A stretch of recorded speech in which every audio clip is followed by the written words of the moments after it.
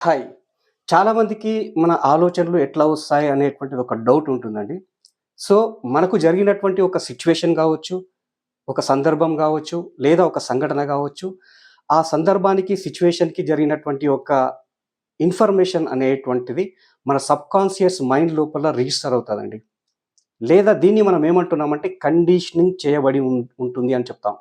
ఈ కండిషనింగ్ చేయబడినటువంటి ఒక ఇన్ఫర్మేషన్ గాని, లేదా సంఘటనలు గాని, ఒక ప్రోగ్రామ్‌గా మారడం అనేటువంటిది జరుగుతుంది.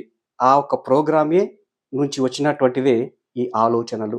సో, ఈ ఆలోచన అనేటువంటిది మనము అనుభూతులుగా మారతాయి. ఈ అనుభూతి అనేటువంటివి యాక్షన్‌గా మారతాయి. ఈ యాక్షన్‌ని బట్టి మన రిజల్ట్స్ అనేటువంటివి దాగి ఉండడం అనేటువంటిది జరుగుతుంది. లేదా రావడం అనేటువంటిది జరుగుతుంది. సో, మొట్టమొదటిసారిగా మన ఆలోచనలు అనేటువంటివి కండిషనింగ్ చేయబడినటువంటి ప్రోగ్రామ్ నుంచి రావడం అనేటువంటిది జరుగుతుంది. Thank you so much.